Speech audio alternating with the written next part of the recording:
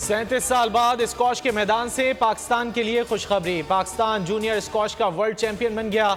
17 साल हमजा खान ने world junior squash championship जीतकर तारीख रकम कर दी। हमजा खान ने फाइनल में मिस्र के मोहम्मद जकरिया को 3-1 से शिकस्त दी। सेमीफाइनल में हमजा ने फ्रांस के मेलोल सियानी को 3-2 से शिकस्त दी थी। हमजा खान ने क्वार्टर फाइनल में मलेशिया को शिकस्त देकर वर्ल्ड जूनियर स्क्वॉश चैंपियनशिप के सेमीफाइनल के लिए क्वालिफाई किया था। 1986 में जानशीर खान ने यह टाइटल जीता था। मुल्क भर में मानसून बारिशों का धुआंधार स्पेल। खैबर पख्तूनख्वा, आज़ाद कश्मीर और गिलगित बल्तिस्तान में शदीद बारिशें। अर्बन फ्लडिंग का खदशा। लैंड स्लाइडिंग से रास्ते बंद हो गए। दरिया नीलम में सैलाब से 200 से जायद घर ज़ेरे आब आ गए। मुतअद्दिद दुकानें और मवेशी सैलाब में बह गए। अपर चतराल में राब्ता पुल टूट गए। बलोचिस्तान में बारिशों के बाद बोलान नदी में तुगयानी आ गई। पिंजरा पुल के मकाम पर कौमी शाहराह ज़ेरे आब। कोयटा सिब्बी शाहराह ट्रैफिक के लिए बंद। शुमाली वजीरिस्तान में मूसलाधार बारिश। नदी नालों में सैलाबी सूरत हाल। इस्लामाबाद में भी तेज बारिश का नया सिलसिला।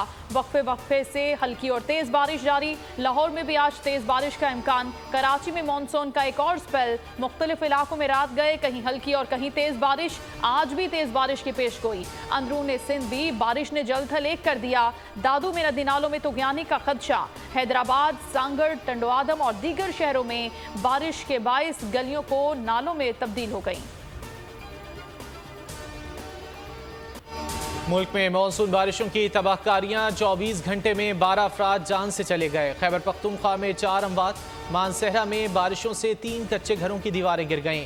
खातून और 2 बच्चों की जान चली गई। 4 अफराद जख्मी। इसकर्दू में लैंडस्लाइडिंग। एक ही खानदान के 4 अफराद जाँ बहक, 3 जख्मी। स्वात की तहसील बहरीन के इलाके मदियन में घर के ऊपर पहाड़ी तोदा गिर गया। 2 अफराद जाँ बहक, 3 जख्मी। पाकपतन में करंट लगने से 2 साला बच्ची समेत 3 अफराद जाँ बहक हो गए। उधर मंडी बाहुद्दीन में मलबे तले दबकर एक खातून जान गंवा बैठी।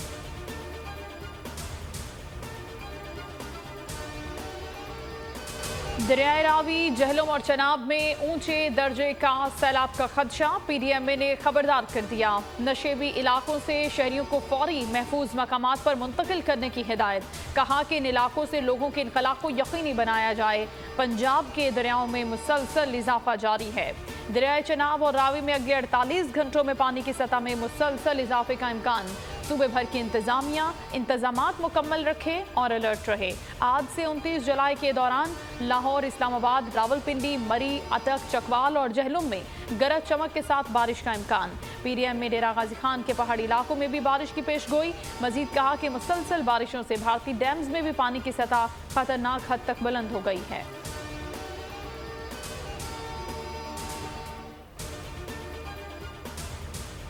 भारत के दरिया बेफर गए। पानी की सतह में मुसलसल इजाफे के बाद दिल्ली में अलर्ट जारी। मुल्क का बड़ा इलाका शदीद मानसून बारिशों की जद में। मूसलाधार बारिश ने मुंबई में जल्द हलेक कर दिया। कुंवर और शिमला में बारिशों की वजह से शदीद लैंडस्लाइडिंग। उत्तराखंड और नई दिल्ली में मजीद बारिशों के खदशे ने खतरे की घंटी बजा दी। दरियाए जमुना में तुगयानी के खदशे की बिना पर एक बार फिर अलर्ट जारी कर दिया गया। गुजरात के मुतादिद शहरों में सैलाबी सूरत हाल। मुख्तलिफ अजला के लिए 24 जुलाई तक अलर्ट जारी कर दिया गया।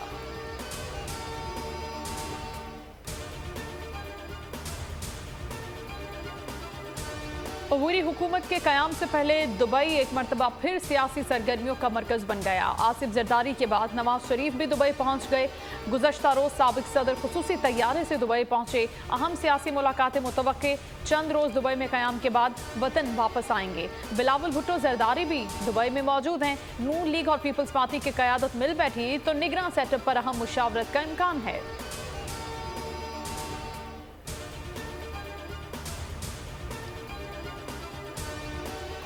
नून लीग की चीफ ऑर्गेनाइजर मरीम नवाज वतन वापस पहुंच गईं। लाहौर एयरपोर्ट पर साबिक एमपीए मिर्जा जावेद ने मरीम नवाज का इस्तकबाल किया। मरीम नवाज एयरपोर्ट से जाती उम्रा रवाना हुई। लंदन क़याम के दौरान मरीम नवाज ने वालिद नवाज शरीफ से मुल्की सियासी सूरत हाल पर मुशावरत की। मरीम नवाज ईद से पहले दुबई से लंदन रवाना हुई थीं। मरीम नवाज ने नवाज शरीफ के हमरा लंदन में ईद मनाई थी।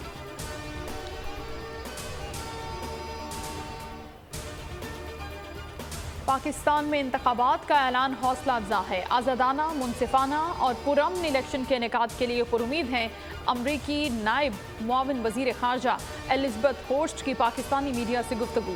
कहा, हालिया दहशतगर्द हमलों पर तशवीश और जानी माली नुकसान पर अफसोस है। पाकिस्तान और अमरीका के दरमियान पायदार शराकतदारी है, जिसके तहत अमरीका पाकिस्तानी मसनूआत का सबसे बड़ा खरीदार है।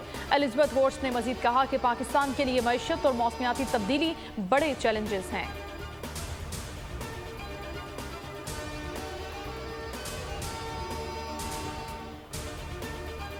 चेयरमैन पीटीआई के बयान में अवाम को उकसाने से मुताल्लिक कुछ नहीं। इस्लामाबाद की जिला अदालत ने साबिक वजीर आजम के खिलाफ 9 मई वाक़यात पर 2 मुकदमात में जमानत मंजूरी का तफसीली फैसला जारी कर दिया।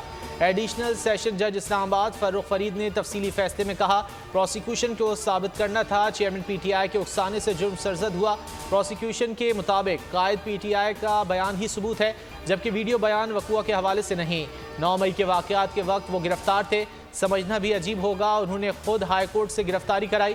फैसले में कहा गया है, किसी को मुकदमे में फंसाना पुलिस की जानिब से मज़ीक़ा खेज़ तरीका है।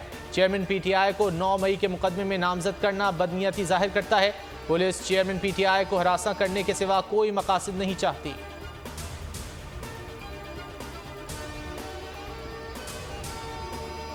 स्वीडन में कुरान पाक की बेहुरमती के खिलाफ एहतजाज। मुल्क भर में आज मौलाना फजलुर रहमान की कॉल पर एहतजाजी मुजाहरे होंगे। सबसे बड़ा मुजाहरा कराची में होगा। सरबराह पीरियन शरीक होंगे। मुफ्ती तकी उस्मानी का स्वीडन की मसनूआत के बॉयकॉट और सिफारती ताल्लुकात खत्म करने का मुतालबा। कुरान पाक की फिर बेहुरमती पर मुस्लिम दुनिया का शदीद रद्द अमल। ईरान और इराक के मुख्तलिफ शहरों में एहतजाज। ईरान के स्वीडन के सिफारतकार की तैनाती से इनकार।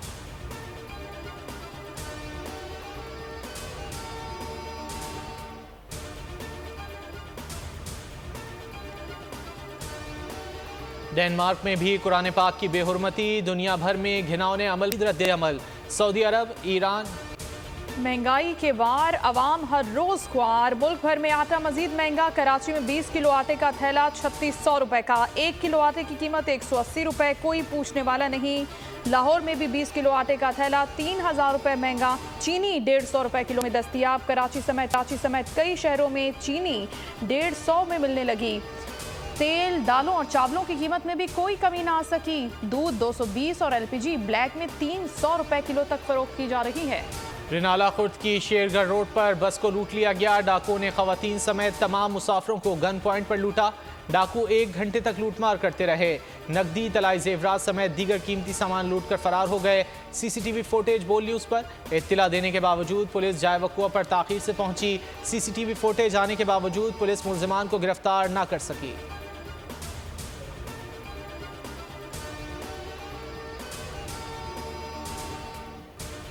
ACC एमर्जिंग एशिया कप का फाइनल आज पाकिस्तानी शाहीन्स और भारत एक ही टीमों के दरमियान खेला जाएगा।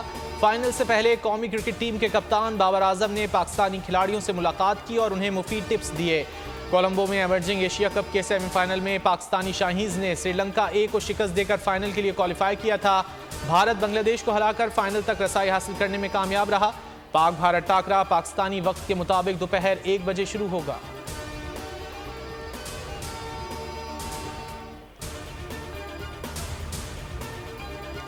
टेस्ट सीरीज में व्हाइट वॉश कमीशन कोलंबो में कल पाकिस्तान और श्रीलंका मध्य मुकाबले आएंगे। दूसरे टेस्ट के लिए प्रैक्टिस सेशन। कौमी प्लेयर्स ने फील्डिंग ड्रिल्स के साथ कैचिंग पर भी काम किया। इसके साथ नेट में भी बैटिंग और बॉलिंग पर जमकर मेहनत की गई। 2 मैचेस की टेस्ट सीरीज में पाकिस्तान को 1-0 की बढ़तरी हासिल है।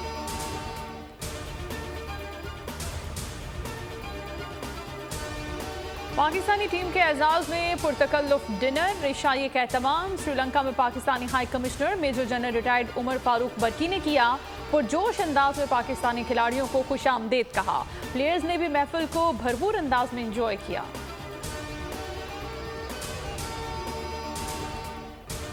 भारतीय विमेन क्रिकेट टीम की कप्तान हरमनप्रीत कौर ने जेंटलमैन गेम को रुस्वा कर दिया। बांग्लादेश के खिलाफ मैच में आउट करार देने पर हरमनप्रीत कौर ने अपना बैट विकेट पर मारकर विकेटें गिरा दी।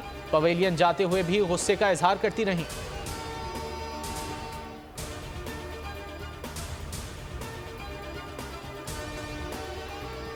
मैक्सिको के शहर सैन लुइस रियो कोलोराडो के बार में बम हमला, 11 अफराद हलाक और 4 जख्मी। हुक्काम के मुताबिक हमलावर को एक दिन पहले खवातीन को हिरासा करने के इल्जाम में बाहर से निकल की तलाश के लिए सर्च ऑपरेशन जारी। हमले में जख्मी अफराद का मकामी अस्पतालों में इलाज जारी है।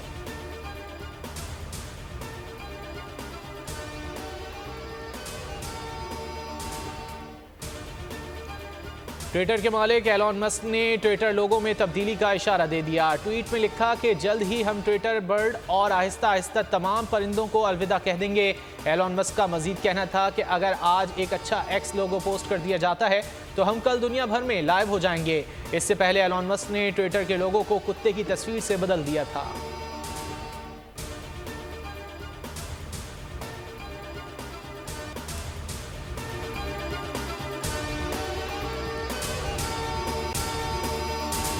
अगर आपको ये वीडियो पसंद आए तो लाइक पर क्लिक करें।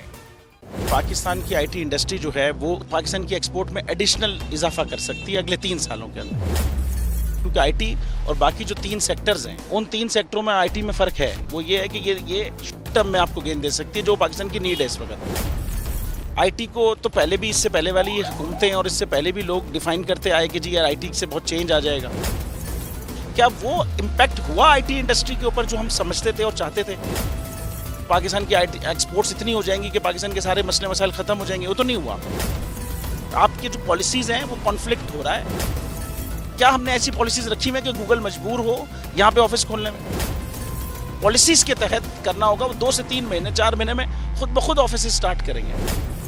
जो आपके मुल्क का आईटी का एंटरप्रेन्योर है, $100 मिलियन तो वो बाहरी अकाउंट रोक लेता है। आप उसको मोटिवेट करके उसको फिर फोकस करें, उस पर इंसेंटिव करें, वो आपको 100 आएगा तो आपका 5 टाइम्स इंक्रीज हो जाएगी फौरन।